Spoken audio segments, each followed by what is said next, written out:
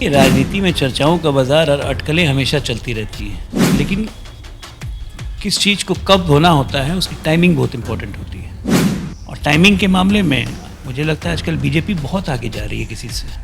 देख लीजिए Maharashtra, party line क्या होती है मुझे समझ में नहीं आया। क्या राष्ट्रहित की बात करना पार्टी लाइन के खिलाफ है? क्या जो जिहादी ट्रेन जला रहे थे, बस जला रहे थे, उनके खिलाफ बोलना पार्टी लाइन के खिलाफ है? मुझे तो दो बार प्रवक्ता पद से हटा के दोबारा प्रवक्ता बनाया क्योंकि उनको जरूरत थी मेरी। उमेश कुशवाहा नए प्रदेश अध्यक्ष बने हैं, ये उनका निर्णय नहीं था मुझे निष्कासित करना या आरसीपी सिंह को राज्यसभा नहीं भेजना। ये सब निर्णय नीतीश जी लेते हैं।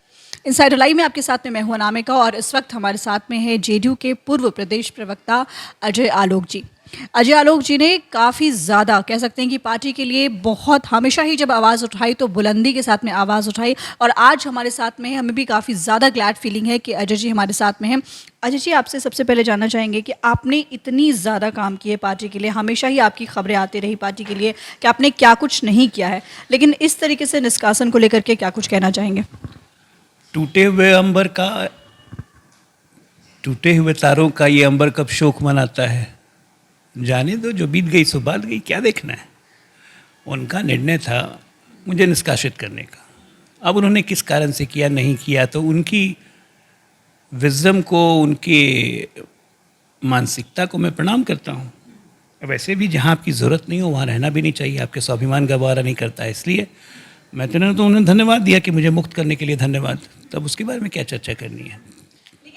अजय जी, एक सवाल ये उठता है कि ये जेडीयू को लेकर के इन दिनों जो खबरें आ रही हैं वो खास करके ये खबरें और खास करके विपक्षी दलों को ये कहने का बहुत ज़्यादा मौका मिल गया कि जेडीयू हमेशा यूज़ एंड थ्रो की जो कह सकते हैं कि टेंडेंसी है वो जेडीयू के अंदर में है। हमेशा यूज़ करती है लोगों को, उसके बाद थ्रो कर देती है। आरसीपी सिंह के साथ उन्होंने जो किया उसको लेकर के कहते हैं, तो ये क्या पार्टी में वाकई में क्या इसी पैटर्न पर चलना पार्टी शुरू कर चुकी है? अब विपक्षी क्या कह रहे हैं वो मुझे नहीं पता। क्या विपक्षी यूज़ होने को तैयार हैं जेडीयू से?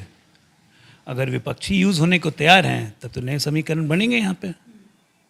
तो देखिए आगे आगे क्या होता है। भविष्य के गर्भ में बहुत सारी बातें छुपी हुई हैं, तो देखिए। ये तो मालूम है कि नए समीकरण बन रहे हैं। बिहार में कुछ तो अलग हो रहा है और कुछ अलग होने वाला है, इस बात की तो चर्चा हर तरफ है और होने वाली है। लेकिन आपकी बातों में भी कहीं कुछ दबा छुपा मेरे को समझ में आ रहा है। देखिए, मेरी बातों में कुछ नहीं है। सिंपल बात है कि मैं पार्टी लाइन क्या होती है मुझे समझ में नहीं आया। क्या राष्ट्रहित की बात करना पार्टी लाइन के खिलाफ है? क्या जो जिहादी ट्रेन जला रहे थे, बस जला रहे थे, उनके खिलाफ बोलना पार्टी लाइन के खिलाफ है?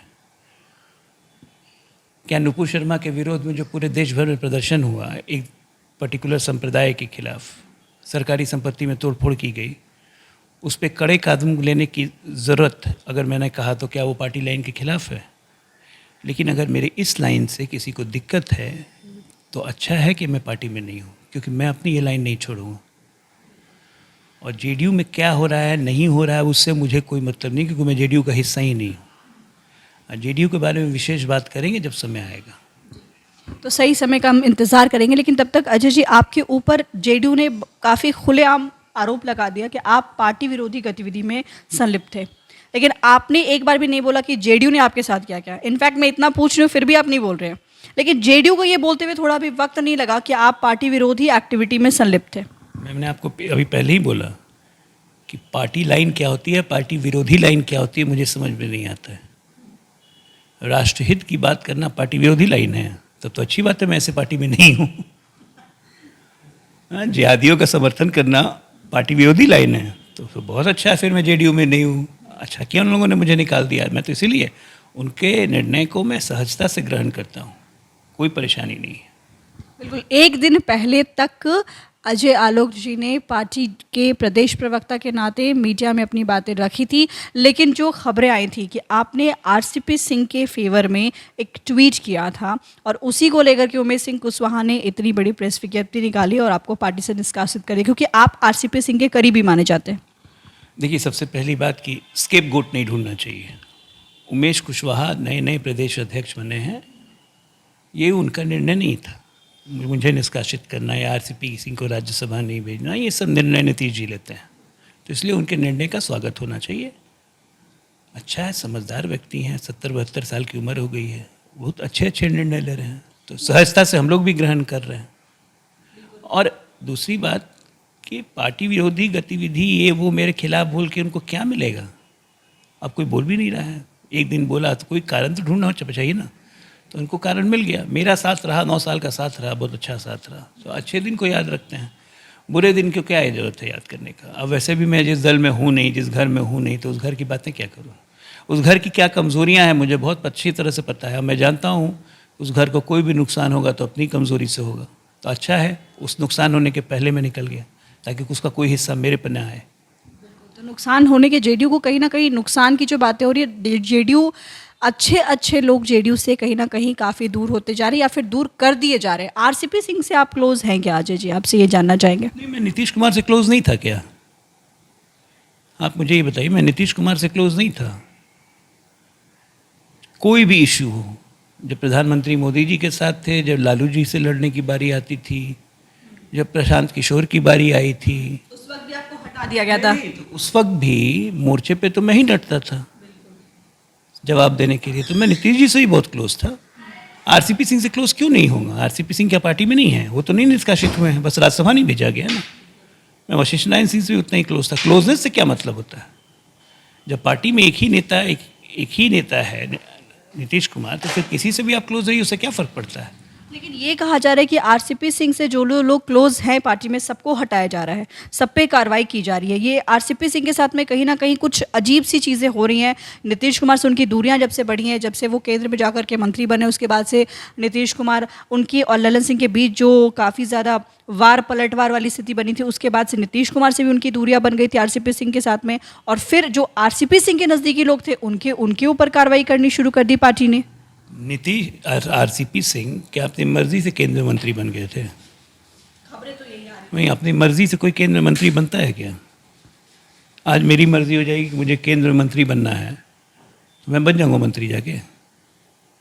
एक स्ट्रक्चर होता है ना अलायंस का, तो उस अलायंस के स्ट्रक्चर में लीडर कौन था?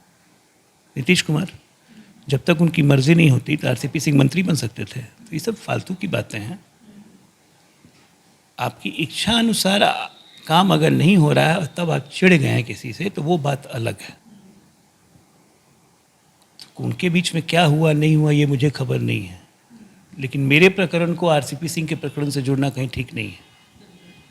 मेरा प्रकरण बिल्कुल अलग प्रकरण था। हाँ, मुझे पहले भी प्रवक्ता पद से आपने हटाया है। जब मैंने नोटबंदी का समर्थन किया था तो आपने मुझे हटा दिया। आपके बाद में आपने खुद नोटबंदी का समर्थन कर दिया। हाँ, जब मैंने ममता बनर्जी पे कमेंट किया था कि वो पाकिस्तान बना दी है, मिनी तालिबान बना दी हैं बंगाल को, तब भी आपने मुझे प्रवक्ता से पद से हटाया था कि राष्ट्र में मैसेज नहीं गया। किसके लिए मैसेज नहीं गया? तालिबानियों के लिए, बांग्लादेशियों के लिए। उनकी चिंता है आपको, तो मुझे कोई फ़र्क नहीं पड़ता है। मुझे तो 2 बार प्रवक्ता पद से हटा के दोबारा प्रवक्ता बनाया, क्योंकि उनको ज़रूरत थी मेरी। इस बार अगर फिर बुलाएंगे तो जाएंगे आप? इस बार तो बहुत अच्छा किया कि मुझे निकाल दिया, मुक्त कर दिया। अब जाने का कहाँ बात है? लोग आगे बढ़ता है कि पीछे जाता है? कहाँ आगे बढ़ेंगे? आगे की क्या प्लानिंग सोच रहे हैं? कहाँ जाने की सोच रहे हैं आगे? देखिए, ऐसा है कि मैं डॉक्टर हूँ, मेरा अपना हॉस्पिटल भी है, और मैं एक जिम्मेदार नागरिक हूँ। राजनीति में रहने के लिए कहीं जाने की ज़रूरत नहीं पड़ती है, और ईश्वर की कृपा से इतनी पहचान है कि जब मैं बोलता हूँ तो लोग सुनते हैं, क्योंकि मैं सही बोलता हूँ। एक बात आपके बारे में और कही जा रही है अजय जी कि आप हमेशा भी, कभी भी डिबेट होती है या फिर कहीं पर भी किस तरह की बात होती है, तो आप अपनी बातों को हमेशा काफ़ी बुलंदी के साथ रखते हैं। लेकिन ये आरोप लगाया है पार्टी ने आपके ऊपर कि आप हमेशा बीजेपी के फेवर में ज़्यादा बातें करते हैं। मैंने बोला कि राष्ट्रहित की मैं बात कर रहा हूँ,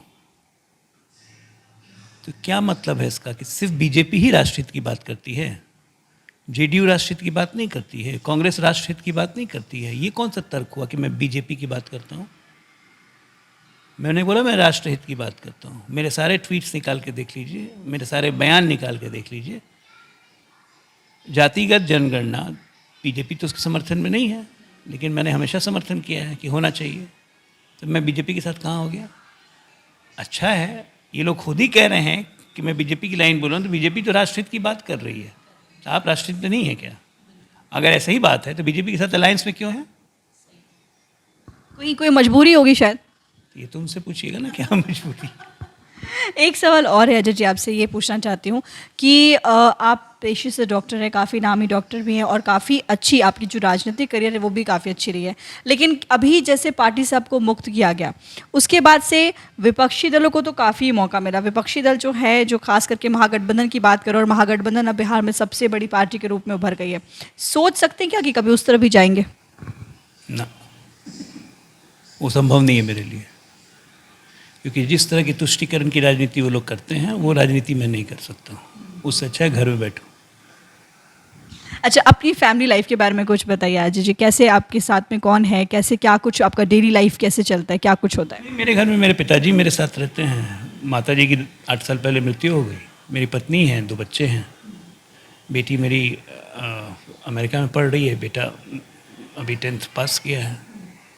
वाइफ भी डॉक्टर है, वो भी अपना गायनेकोलॉजिस्ट का प्रैक्टिस करती है।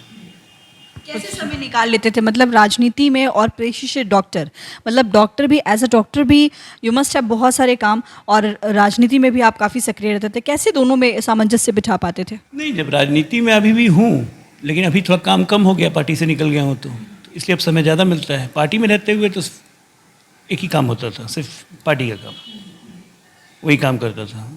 अब थोड़ा समय मिल रहा है, आगे देखते हैं कब तक मिलता है। एक चीज़ और, एक बात लास्ट आखिरी सवाल आपसे पूछूंगी अजय जी कि ये भी चर्चाएं आ रही है कि नीतीश कुमार हो सकता है कि तेजस्वी यादव के साथ में हाथ मिला ले। जिस तरीके से इफ्तार पार्टी हुई, इफ्तार पार्टी में नीतीश कुमार पहुंचे तेजस्वी यादव के इफ्तार पार्टी में, और नज़दीकियाँ देखने को मिली। क्या जब आप पार्टी में थे तो क्या इस तरह की कुछ चर्चाएँ थी, या फिर ऐसा लगता था कि क्या नीतीश कुमार नेक्स्ट स्टेप ऐसा ले सकते हैं? देखिए, राजनीति में चर्चाओं का बाजार और अटकलें हमेशा चलती रहती हैं, लेकिन किस चीज़ को कब होना होता है उसकी टाइमिंग बहुत इम्पोर्टेंट होती है। तो ये टाइमिंग तो नीतीश जी, अगर ऐसा उनका मन बनाया है जो मुझे नहीं पता है, अगर मन बना लिया है तो वो टाइमिंग क्या होगी वो तो नीतीश जी बताएंगे। उसी तरह से जिस तरह आपने इतनी चर्चाएं सुनी हैं, मैंने सुनी हैं, नीतीश जी के बारे में चर्चा है, तो बीजेपी ने भी सुनी होगी, उनका भी कुछ मन बन रहा होगा। तो राजनीति में सबका मन बनते रहता है, और किसका मन पूरा होता है ये फिर टाइमिंग पे डिपेंड करता है। और टाइमिंग के मामले में मुझे लगता है आजकल बीजेपी बहुत आगे जा रही है किसी से। देख लीजिए महाराष्ट्र, क्या होगा आगे पता नहीं।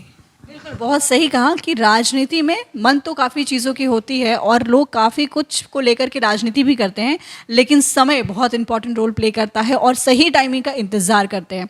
बीजेपी टाइमिंग के हिसाब से वाकई में काफ़ी आगे जा रही है। जेडीयू कहाँ तक उसका पीछा कर पाती है ये तो आने वाला वक्त बताएगा। फिलहाल अजय आलोक जी का बहुत बहुत शुक्रिया हमारे साथ जुड़ने के लिए, और इस वक्त इतना ही। अनामिका को दीजिए इजाज़त। नमस्कार।